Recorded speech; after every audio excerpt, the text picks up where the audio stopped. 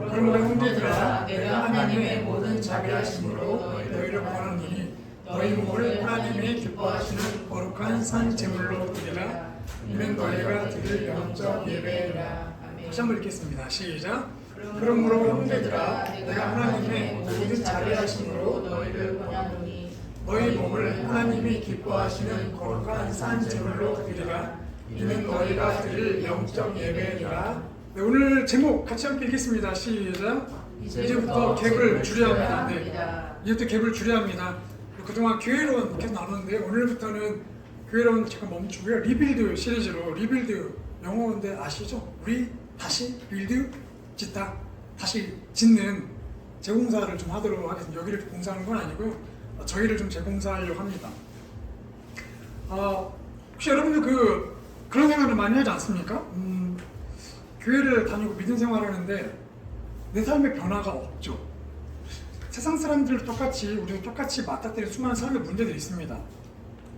인간관계 왜 이렇게 어려운지, 뭐 가정에서도 어렵고, 재정 문제 어렵고, 직장 일터 문제도 어렵습니다. 우리나 그리스도인이나 세상 사람이나 똑같이 먹고 사는 문제가 굉장히 힘든데, 가만히 생각해보면 똑같은 힘듦을 겪고 있지만 그 힘든 상황을 헤쳐나가는 그 모습에서는 사실 세상 사람과 우리나 별 차이가 없더라는 거죠. 우리가 복음을 듣고 예수를 믿고 있는데 그 믿음이라는 게 사실 큰 의미가 세상에서, 삶에서 별로 이렇게 없어 보입니다. 좀 더 정확하게 표현하면 삶에서 복음의 능력이 없는 거죠. 우리가 그나마 예수를 믿고 있다는 거 하나가 주는 힘이 있다면 그거는 바로 죽으면 천국 가는 거잖아요. 근데 여러분 정말 죽으면 천국 갈 수 있나요? 지금 우리가 세상 사람과 살아가는 게 별 다를 바가 없거든요. 똑같이 죄 짓고 살거든요. 똑같이 세상 가치관으로 살고 있거든요. 똑같이 힘든 일 있으면 똑같이 무너집니다. 똑같이 저주하고 욕하거든요. 그런데 굳이 뭐가 다를 바가 있나? 굳이 천국 갈 확신이 있는 건가? 천국 갈 사람다운 삶을 살고 있나? 사실 천국 가는 문제도 결코 쉬운 문제가 아닙니다. 성경에 보면 천국 가는 건 좁은 문에 들어가는 거라고 표현하거든요. 정말 좁거든요. 그러니까 아무나 들어갈 수 있는 게 아니라는 거예요. 구원이 어떻게 보면 사실은 모든 사람에게 주어진 거지만 그렇다고 구원이 무료로 값싸게 주어지는 가치 없는 그런 건 아니더라는 거죠. 그러다 보면 왜 그러냐면 지금 우리 삶을 돌이켜보면 사실 그렇습니다. 우리 삶을 돌이켜보면 예수 믿는 이 복음을 듣고 구원받던 사람의 삶의 능력이 없어요. 그러니까 복음의 능력의 가치가 굉장히 현격히 떨어지더라는 겁니다. 현격히 떨어지더라는 거죠. 이번 주에 젠슨 황하고 이재용 사장하고 또 정 사장의 3명이서 침입을 했습니다. 그래서 깐부치킨 가서 침입을 했더라고요. 깐부치킨에서 침입을 했잖아요. 근데 거기에 의도치 않게 미리 와있던 손님들은 난리가 난 거죠. 야, 이런 초대박 사건, 사진 찍고 난리가 났습니다. 우리가 그 높은 사람들 3명이 모인 그 순간 거기에 있는 것이 큰 행운이고, 그래서 거기에서 내가 막 이 사람과 옆에 있을 테이블 있었고 영상 찍어서 막 올리고 난리가 났어요.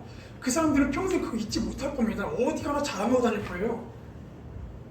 그런데 우리는 과연 하나님 만난 걸 자랑하고 다니냐는 겁니다. 그게 무슨 의미가 있냐는 거죠. 이게 제 삶에 계속 고민이었습니다. 왜 복음과 삶의 갭의 차이가 클까? 왜 이렇게 클까? 현실과 믿음이 왜 이렇게 분리되어 있을까? 예수를 믿는다고 하지만 사실 그 능력이 도대체 왜 없지? 왜 없을까? 그저 있다면 죄 짓고 회개하는 정도? 회개하는 정도. 근데 회개도 여러분 생각해보세요. 회개하고 나서 막 그 용서받은 기쁨이 넘칩니까? 사실 그렇진 않거든요. 어떻게 보면 그리스도인이라는 딱지만 들고 살지 사실 그거 떼어내면 세상 사람과 별 다를 바 진짜 똑같은 삶을 그냥 살아가고 있는 거죠. 왜 이런 일이 자꾸 우리가 생길까죠? 우리가 잘 아는 요한복음 3장 16절 말씀이 있습니다. 한번 볼까요? 시작. 하나님이 세상을 이처럼 사랑하셔서 독생자를 주셨으니 이는 그를 믿는 사람마다 멸망하지 않고 영생을 얻게 하는 것이다. 이 구절을 갖고 복음을 전하면서 예수 믿고 구원받으세요 전하거든요.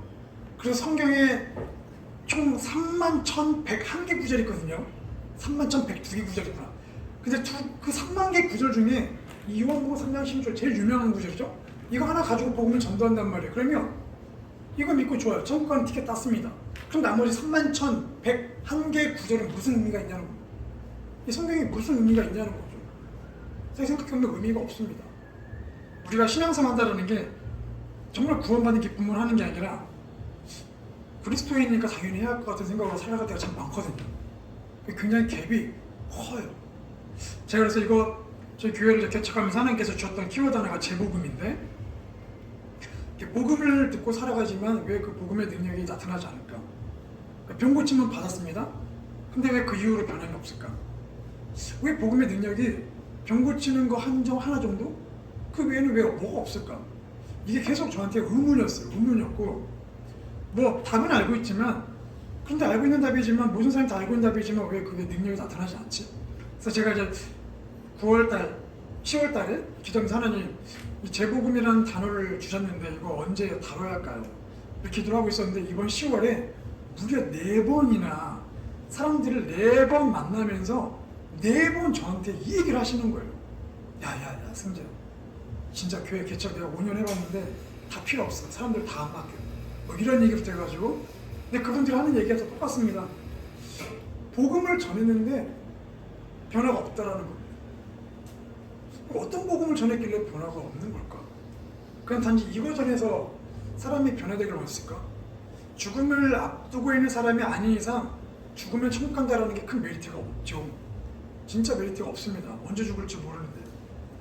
그래서 제가 이번에 4명 신기하게 일주일에 한 번씩 만나는 사람마다 똑같은 얘기를 하시면서, 아 복음이 다시 필요해 뭐 이런 얘기를 하시더라고요. 그러면서 제가 하나님이 사인을 주시는구나. 그래서 그럼 이거 리빌드 시리즈 시작해야겠구나. 그래서 정리했던 것들을 좀 정리를 다시 좀 다듬어 가면서 지금 이제 준비를 하면서 오늘 첫 번째 그래서 시간으로 나누려고 합니다.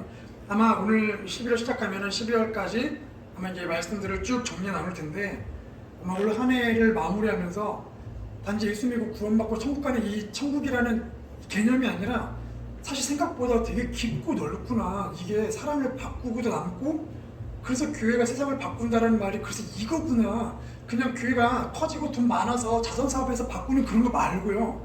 진짜 영적으로 바꾼다는 게 이런 거구나를 올 한 해 우리 안에 잘 정리가 되어지고 내년 2026년을 진짜 복음의 능력으로 시작하는 여러분이 되기를 축복합니다. 자, 오늘 본문을 함께 다시 한번 볼게요. 본문을 우리 3가지 흐름을 볼 수 있는 첫 번째 같이 읽겠습니다. 시작. 하나님의 자비하심을 기억해야 합니다. 성경을 읽겠습니다. 다시 시작. 그러므로 형제들아, 내가 하나님의 모든 자비하심으로 너희를 원하노니 너희 몸을 하나님이 기뻐하시는 거룩한 산 제물로 드리라.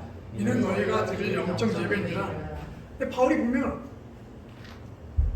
성도들이 권면하는데요, 하나님의 자비하심으로 권면한대요. 성경에 하나님의 성품이 진짜 많거든요.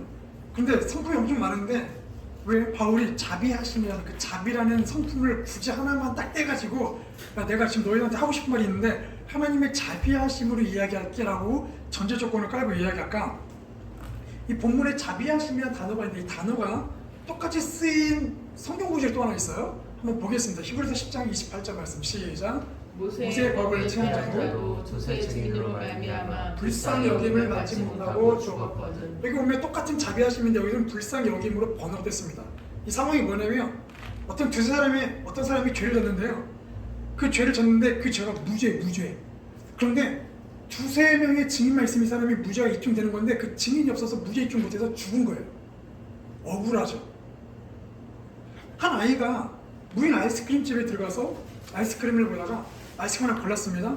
그리고 계산 안 하고 갖고 들고 나왔어요. 그걸 보고 주인이 경찰에 신고했습니다. 신고해서 말하기를 이 애가 우리 집 아이스크림을 5만원어치를 들고 뛰어서 훔쳤습니다. 그 얘는 500원 잘 훔쳤는데 갑자기 5만원 뻥 튀니까 너무 억울한 거예요. 근데 자기가 죄를 안 졌다고 안 훔쳐갔다고 말을 할 수도 없습니다. 자기 스스로 자기의 무죄를 증명할 수 없거든요. 그래서 경찰서에 울고불고 난리가 났습니다. 자, 근데 갑자기 어떤 할머니께서 경찰서에 들어오시더니 아이고 허리야 그러시더니 얘 5만원 훔친 거 아니에요? 라고 얘기하는 겁니다. 주인 옆에서 얘기하는 거예요. 당신이 어떻게 알아요? 내가 지나가다 봤어. 얘가 아이스크림 하나만 들고 나오면 봤어. 그럼 할머니께서 그 아이스크림값 500원을 내주시면서 자, 제가 대신 갚을게요. 얘는 죄 없죠? 가자. 그러고 그 아이를 들고 나가시는 거예요. 여러분, 이 상황에서 쓰이는 단어가 바로 그 할머니가 그 아이를 불쌍히 여겨서예요. 그 아이를 불쌍히 여길 필요는 없죠. 사실 죄를 졌죠. 훔쳤잖아. 죄값을 받아야죠. 그런데 여기서 쓰이는 불쌍히 여기면 죄값을 받아야 하는 그 사람을 보면 긍휼히 여기면서 안타까워하는 마음, 그래서 도와주는 거예요. 이게 바로 불쌍히 여김, 자비하심이에요. 우리가 보통 쓰는 자비하심은 조금 다른 의미죠. 이게 하나님이 말씀하신 자비하심이라는 단어입니다. 이게 법정에서 쓰이는 단어예요. 그래서 법정에서 쓰이는. 이 로마서는 바울이 법정에 쓰이는 단어를 굉장히 많이 가져오거든요. 그러니까 법정에서 어떤 죄인을 보고 판정을 내기 전에 어떤 사람이 등장해서 내가 이 사람 대신에 그 죗값을 치를 테니까 내가 죄를 받을 테니까 이 사람을 용서해 주시오 할 때에 아 당신은 불쌍히 여기는 자비로운 사람이구나 할 때 쓰는 자비라는 법정 용어입니다. 네, 여러분 로마서 지금 우리가 12장 1절 읽었거든요. 자 로마서 보면은 로마서 구성이 이렇게 돼요. 1장부터 11장까지는 구원이 무엇인가 내용이 쭉 나와. 이론이 나와요. 교리. 그래서 죄를 지으면 어떻게 되고 그래서 아브라함이 믿었더니 믿음으로 의롭게 되었다. 우리가 구원을 받았는데 구원을 받은 사람답지 못하게 계속 죄를 짓고 살아. 너무 하나님 안타까워서 성령을 보내셨대요.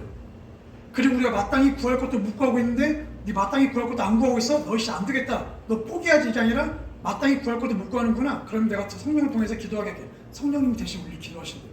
이렇게 구원이 뭔가가 1장 11장에 쭉 나와 있어요. 자 그리고 오늘 본문 12장부터 이제 그래서 뭐 어떻게 살라고 구원을 받았는데 어떻게 살라고 이 얘기거든요. 그래서 12장 1절 말씀이 굉장히 중요한 다리 역할을 하고 있는 거예요.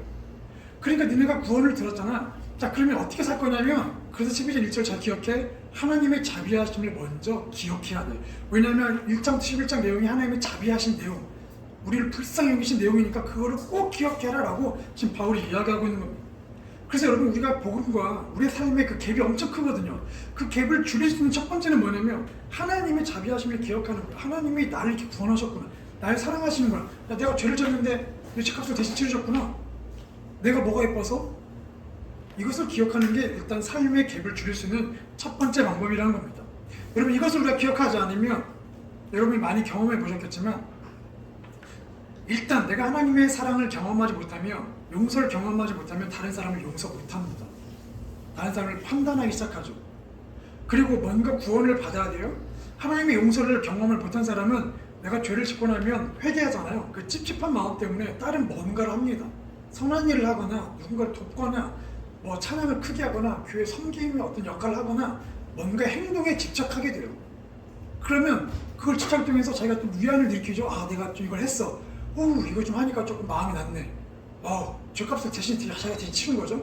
그럼 이걸로 끝나는 게 아니라 이걸로 다른 사람도 평가합니다. 나는 새벽 예배 나왔어. 새벽 예배 안 나오네? 아이고 회개만 단조하라? 이거 그러니까 네가 안 변하지. 그리고 다른 사람을 욕하고 정죄하기 시작합니다. 이게 자비하심, 용서를 못 경험한 사람의 전형적인 특징들이죠. 결국은 자기 능력으로 살아가려고 하다 보면 실패하고 좌절하고 결국은 후회하는 일들이 계속 생기게 되더라고요. 그래서 우리가 복음과 삶의 갭을 줄이려면 첫 번째 기억해야 하는 게 하나님이 나를 사랑하시고 불쌍히 여기셨다는 그 자비하심을 꼭 기억해야 한다는 겁니다. 두 번째, 우리 둘째 같이 읽겠습니다. 둘째 시작. 현재 우리의 몸 상태를 알아야 합니다. 다시 한번 말씀 구절 읽어볼게요. 시작. 그러므로 형제들아 너희가 하나님의 모든 자비하심으로 너희를 원하니 너희 몸은 하나님이 기뻐하시는 거룩한 산채물로 드리라. 이는 너희가 드릴 영적 예배니라. 여러분 그 매뉴얼 되게 중요하지 않습니까? 제가 요즘 이렇게 요리를 조금 하나씩 해보면서 느끼는 게 그 셰프들 레시피를 이렇게 참고해보거든요. 근데 이렇게 보면 물론 셰프들이 갖고 있는 이 그릇이나 상황이 물리 상황이 다 똑같지 않지만 최대한 뭐 간장 2큰술 이런 걸 따라해보면 맛이 맛있더라고요. 근데 왜 맛있을까 하면 생각해보면 제가 가끔 셰프들이 그런 설명을 해요. 양파를 구울 때는 이렇게 구워야 합니다. 셰프들이 각 재료들의 음식물들의 특징을 다 파악하고 있는 거예요. 그래서 그것들을 이렇게 구워야 이렇게 해야 맛있다라는 거예요. 그 상태를 파악을 너무 잘하고 얼마나 연구를 많이 했겠습니까? 그래서 셰프들의 레시피는 실패하지 않죠. 전자제품사도 매뉴얼이 있습니다. 왜 매뉴얼이 있을까요? 그 제품의 특징을 설명해 주기 때문입니다. 마찬가지로 우리 몸에 대한 매뉴얼이 있다라는 거예요. 우리 몸의 매뉴얼이 무엇인가? 그럼 이 편지, 로마서 편지를 처음 받은 로마교회 성도들은 지금 모여서 예배를 드리지만 문을 열고 집 문을 열고 세상 나가면 어떤 문화권이냐면 그리스 문화권입니다. 그리스 문화권에서는 그리스 철학에서는 인간의 몸을 더럽고 경멸히 여겨요. 우리 영혼을 가두고 있는 감옥이라고 여깁니다. 그래서 빨리 몸을 탈출해야 돼요. 몸은 의미가 없어요. 그래서 이 땅의 삶은 이 땅에 이 몸을 살아가는 삶은 무의미하기 때문에 가치를 주지 말라는 거예요. 그래서 하고 싶은 거 마음대로 하라는 겁니다. 그래서 그리스 철학 보면은 쾌락주의파가 있어요. 쾌락주의. 하고 싶은 대로 사는 거예요. 자기가 하고 싶은 대로. 어차피 몸은 썩어 빠질 거기 때문에. 또 한편으로는 몸을 고되게 고행시키는 파들이 있습니다. 왜냐하면 내가 이 몸이 더럽고 썩기 때문에 내가 이 몸을 쳐서 고생시켜야 한다는 거예요. 근데 여러분 이 그리스 문화가 그리스가 멸망했지만 그 철학이 지금도 우리나라 이 시대에 그대로 고스란히 들어와 있죠. 뭐냐면 한 번뿐인 인생 재밌게 살라는 겁니다. 어차피 한 번뿐인 인생. 그래서 청소년 성인학교 때 누구나 다 도파민에 빠지죠. 게임에 빠지고 영상에 빠지고 유튜브 빠지고 쇼츠 빠지고 한탕주에 빠지고 도박에 빠지고 지금 캄보디아 사건도 왜 일어났죠? 한탕이지 한탕. 한 번에 돈을 벌기 위해서 이 어려움을 타개하기 위해서 한 번에 뭔가 해내기 위해서 이 인간의 기묘한 심리를 이용하는 거잖아요. 또 한편으로는 그렇게 쾌락주에 빠진 행파가 있는가 하면 한편으로는 고통만의 세상을 빨리 벗어나야 돼. 빨리 죽어야 돼. 어차피 늙으면 몸은 다 썩어 빠져. 그래서 어떤 수도사들은 고행을 합니다. 지금도 고행하는 수도사들 있죠. 네. 무릎으로 계단을 올라가고 죄를 지으면 고해성사를 한 다음에 신부가 당신이 죄를 졌기 때문에 오늘 가서 주기도문 50번 쓰고 50번 쓰는 거예요. 종이다. 그런 고행들을 해야 비로소 내가 이 몸에 있는 뭔가를 벗어낸다고 생각하는 거죠. 근데 여러분 하나님 말씀하신 이 몸이란 단어는 그리스가 말한 몸과 굉장히 다르다는 거예요. 우리의 몸은 성경에서 말하는 몸 한번 볼까요? 거룩한 산 제사라면서 거룩한 산 제물. 산 제물. 여러분 제물용으로 드리는 가축은 엄격하게 관리해야 합니다. 왜냐하면 막상 제물을 드리러 갔다가 그 양이 발톱이 하나 빠졌으면 제물을 못 드려요. 그래서 하루하루 그 양들을 잘 관리해야 합니다. 어쩌면 제물용 양들은 따로 우리를 만들어서 관리했을지도 몰라요.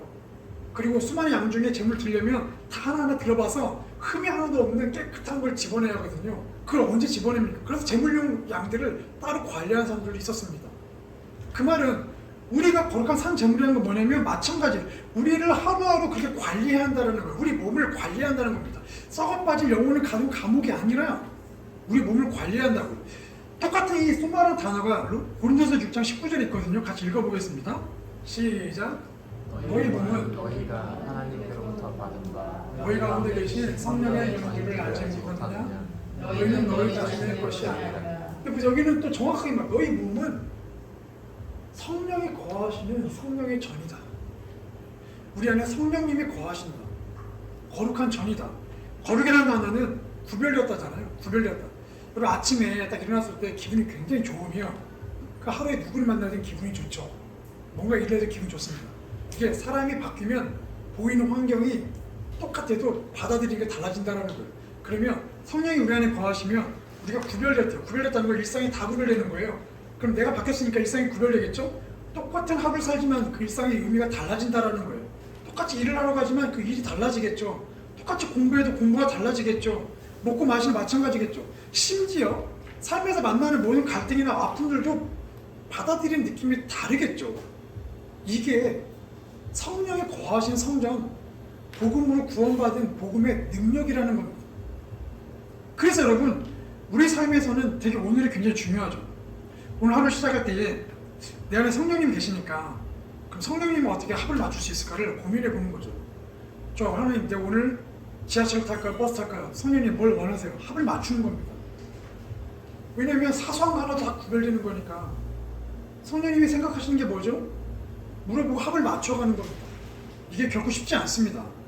왜냐하면 우리가 몇십 년을 내 생각과 내 가치로 살았는데 어떻게 하루아침에 성령님께 반응할 수 있게 쉽지 않죠. 하지만 그 합을 조금씩 맞춰가는 거예요. 쉽지 않은데 걱정하지 마세요. 성령이 우리 연약함을 도우신대요. 성령님 먼저 손을 내미신대요. 우리 할 거는 주도권을 드리면 돼요. 성령님 주도권 내어드릴게요. 어떻게 하면 좋을까요? 라고 주도권을 내어드리는 훈련을 해보는 겁니다. 그러면 현재가 바뀌잖아요. 하나씩. 그럼 과거에 대한 해석이 바뀌죠. 과거에 힘들었는데 지금 내가 바뀌어보고 그 과거를 돌이켜보니까 그때 죽고 싶었던 과거인데 돌이켜보니까 그 의미가 있더라는 거죠. 이스라엘 백성들이 출애굽할 때 너무 죽겠습니다. 살려주세요. 출애굽했습니다. 돌이켜보니까 그때 이집트에서의 고통이 있었기 때문에 하나님을 찾게 되었다는 거죠. 그런 의미들이 있다는 겁니다. 이제 군대를 갔는데 저를 엄청나게 괴롭히는 고참이 있었어요. 너무 괴롭히고 새벽에 깨워서 이렇게 화장 들어가서 계속 기합을 주는 거예요. 그래서 이 고참 때문에 제가 이제 선임병들이 알고 얘 사고치겠다라고 저를 이제 관임사병으로 분류해놨어요. 얘 사고치겠다. 근데 제가 이제 교회를 가서 하나님 그쪽을 그날 만났어요. 만나고 돌이켜보니까 이제 시간이 흘러서 보니까 이 고참이 저를 괴롭힌 이유를 알게 된 겁니다. 이 고참의 어머니가 이단에 빠져가지고 집을 다 내팽개치고 이단에서 빠져 살았어. 그래서 이 고참이 교회 안 되는 사람이 이단과 교회를 구분 못하죠. 그냥 교회인 거예요. 근데 신임이 왔는데 얘가 교회를 다니니까 괴롭힐 사람 얘가 없는 거예요. 얘를 괴롭히기 시작했던 거예요. 저를 괴롭히기 시작했던 거예요. 그런데 감사하게도 제가 화를 안 내니까 이 고참이 괴롭히면서 신기한 거예요. 얘가 왜 화를 안 내지? 지금 관심사병 분류가 돼서 위험한데? 그리고 제가 이제 하나님을 만났잖아요. 그리고 제가 막 더 기뻐하잖아요. 이 고참이 미친 거 아니야 이제? 걱정하기 시작하는 거예요. 그래서 어느 날 저를 매점대로 들어가서 얘기하는 겁니다. 욕을 하면서 너 괜찮냐? 욕을 하면서 괜찮냐? 지가 괴롭혀놓고. 그럼 제가 쭉 얘기를 했습니다. 그때 그제서 고참이 자기 그 아픈 과거를 얘기하더라고요. 나 사실 엄마 때문에 이랬다. 그랬냐? 자기를 용서해달라. 용서하겠다. 그럼 그 다음 주도 교회를 같이 가기 시작했습니다. 그러니까 이거 또 하나님을 만났기 때문에 그렇게 의미가 해석이 되는 거죠. 하나님 안 만났으면 그 고참을 제가 죽였을지도 모르죠. 그러니까 우리 형제 삶에 형제가 바뀌면 과거의 의미가 또 바뀌고요. 또 미래를 기대하게 되는 거예요. 오늘 내가 딱 한 번 하나님을 만났어. 딱 한 번 하나님과 만났습니다. 그러면 내일은 2번 만날 수 있는 기대가 생긴다라는 거죠.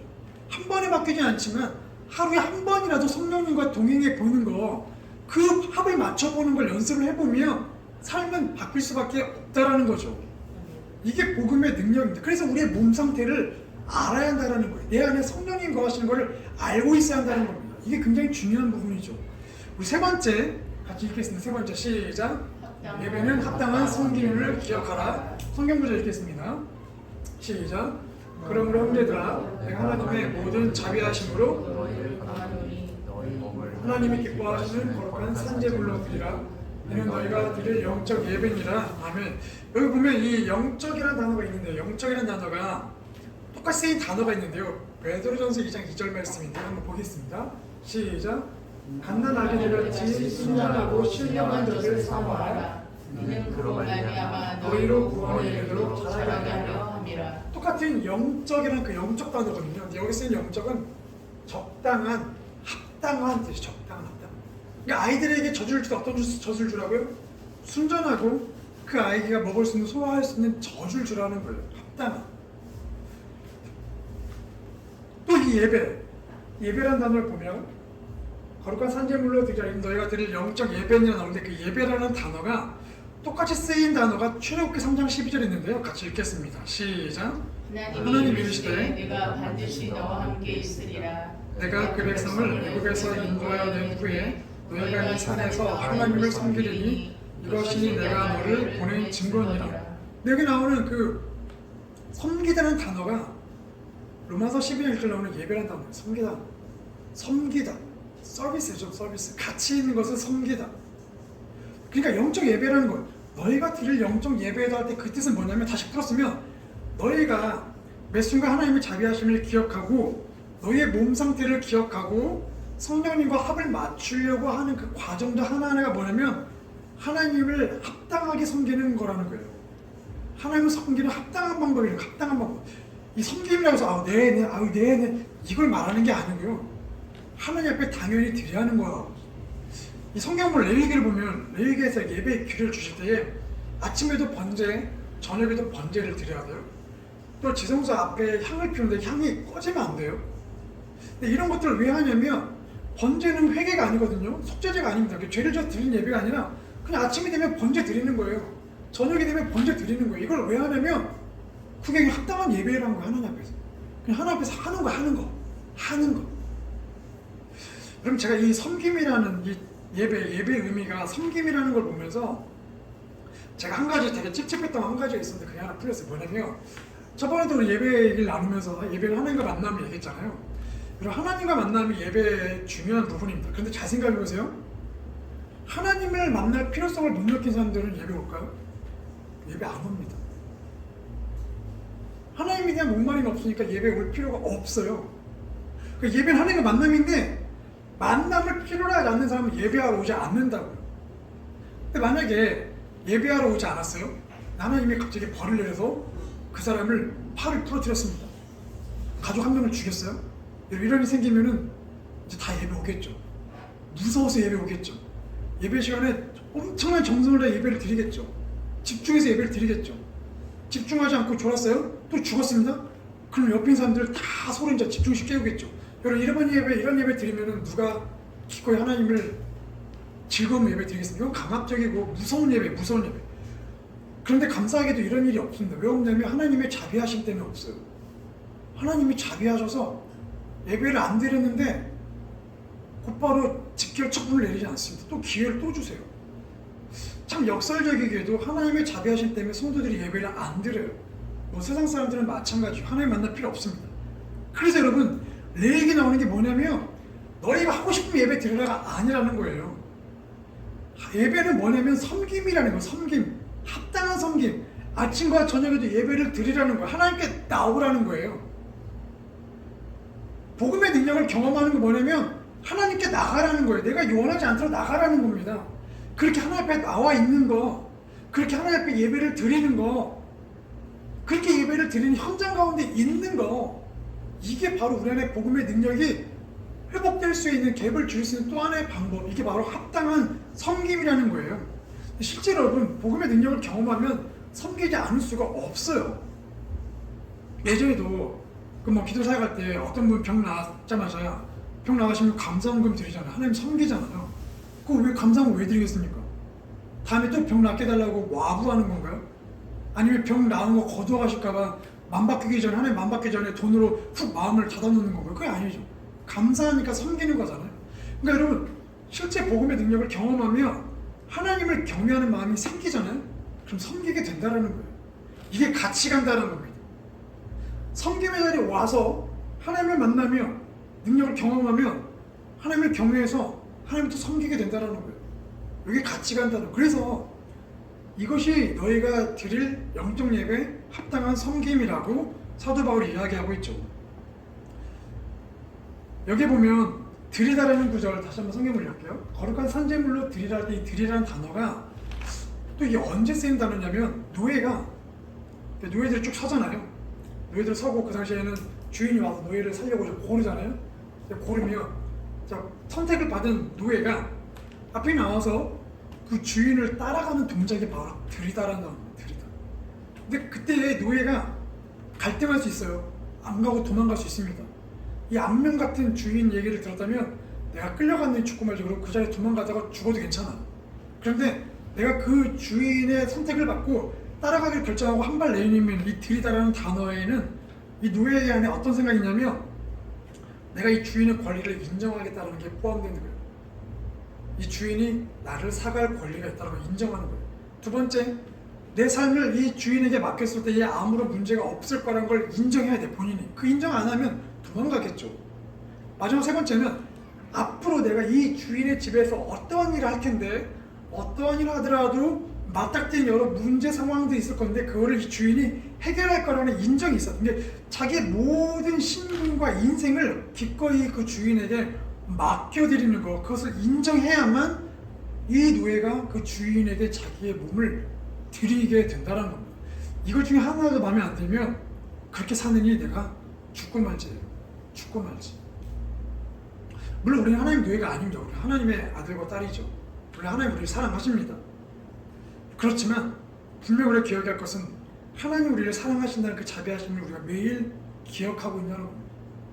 그 하나님 우리를 사랑하셔서 성령님을 보내주셨는데 그 성령님을 내가 늘 느끼려고 합을 맞추려고 하고 있냐는 겁니다. 반응하고 있냐는 겁니다.